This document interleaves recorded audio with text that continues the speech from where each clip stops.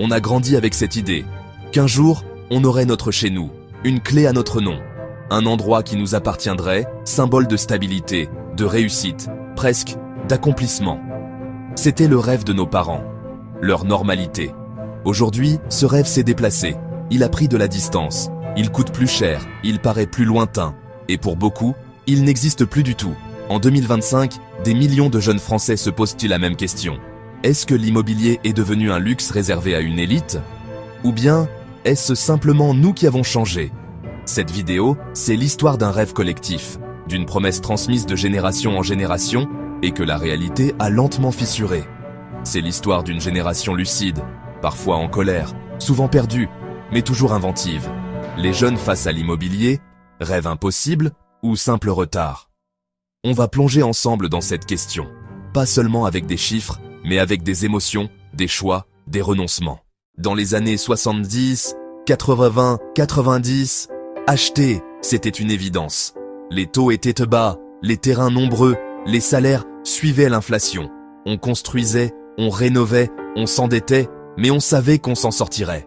Posséder sa maison, c'était réussir sa vie.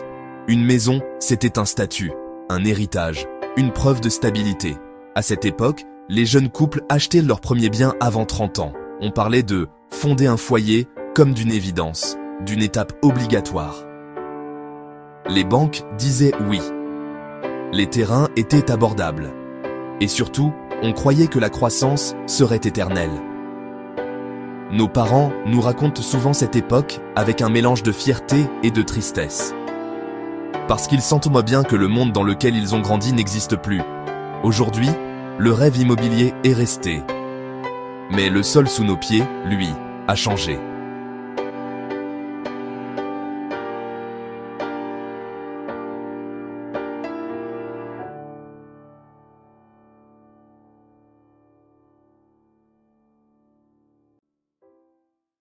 En 2025, acheter un appartement à Paris, c'est environ 12 000 € le mètre carré. À Lyon, plus de 6 000. À Bordeaux, presque 7 000. Les salaires, eux, n'ont pas suivi. Depuis 2000, les prix de l'immobilier ont augmenté 3 fois plus vite que les revenus. Résultat, même avec un bon emploi, acheter seul devient impossible. Les taux remontent, les apports explosent et les banques resserrent les critères. En 2025, 40% des jeunes actifs voient que leur demande de crédit refusée. Derrière les chiffres, il y a des visages, des couples qui repoussent leurs projets, des étudiants qui restent locataires à vie, des travailleurs qui font 2 heures de trajet chaque jour, faute de mieux. Le rêve s'est transformé en course. Et pour beaucoup, cette course n'a plus de ligne d'arrivée. Certains disent « c'est la faute du marché », d'autres « c'est la faute du système ». Mais en vérité, le problème, c'est que notre rapport à la propriété est resté figé, alors que tout le reste a changé. On dit souvent que les jeunes ne veulent plus rien, qu'ils ne veulent pas travailler, qu'ils ne veulent pas acheter, qu'ils préfèrent profiter. Mais c'est faux. Cette génération n'est pas paresseuse. Elle est lucide. Elle a grandi en observant la dette, les crises, les burn-out. Elle sait que le monde d'hier n'est pas forcément un modèle à copier. Alors, au lieu d'acheter à tout prix, certains choisissent de bouger, de louer, de voyager, de télétravailler. Ils préfèrent la flexibilité à l'enracinement, l'expérience à la possession. On pourrait y voir un renoncement. Mais c'est peut-être une forme d'évolution. Le foyer n'est plus forcément une adresse fixe. C'est une idée, un sentiment, une communauté, un équilibre intérieur. Nos parents ont bâti des murs, nous, on bâtit des trajectoires. Et peut-être que ce n'est pas si mal. Mais tout le monde n'a pas le luxe de choisir. Pour beaucoup, la liberté n'est pas un choix, c'est une contrainte. En 2025, près d'un jeune sur 2 consacre plus de 40% de son revenu à se loger. Certains cumulent 2 jobs. D'autres retournent vivre chez leurs parents. Dans certaines villes, les loyers atteignent des sommets absurdes. 900 € pour un studio, 700 pour une chambre en colocation. La précarité s'installe, silencieuse. Et derrière les sourires Instagram, beaucoup peinent simplement à tenir. Ce n'est pas qu'ils ne veulent pas acheter, c'est qu'ils n'en ont plus les moyens.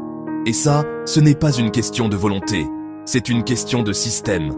Cette crise du logement ne crée pas seulement de la frustration, elle crée une fracture entre ceux qui peuvent posséder et ceux qui devront toujours s'adapter. Face à cette impasse, certains refusent de baisser les bras.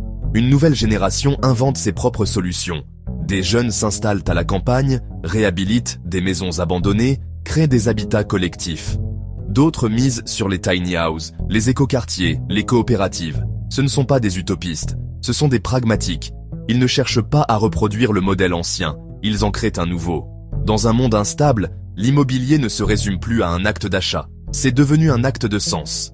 Et si, paradoxalement, la crise forçait une génération à réinventer la manière d'habiter? Pendant longtemps, on a confondu stabilité et propriété. On pensait que posséder, c'était être libre. Mais si la vraie liberté, c'était de pouvoir choisir son mode de vie, sans s'enfermer dans un crédit de 30 ans, posséder, c'est rassurant. Mais c'est aussi une charge. Habiter, c'est différent. C'est vivre un lieu, le traverser, l'enrichir, sans forcément le posséder. Peut-être que la maison du futur n'aura pas 4 murs. Peut-être qu'elle aura 4 valeurs. Stabilité, liberté, solidarité et sens.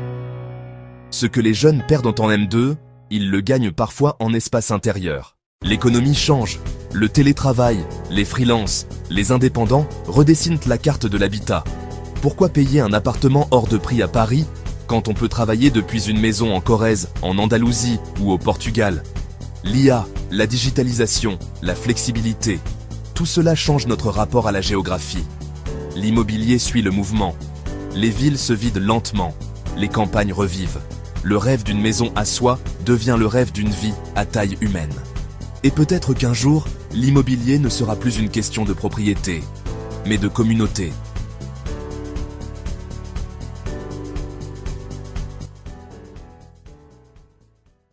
Alors, est-ce que les jeunes ont renoncé à devenir propriétaires? Non. Ils ont juste arrêté de courir après un rêve qui n'était plus le leur. Ils veulent vivre, pas survivre.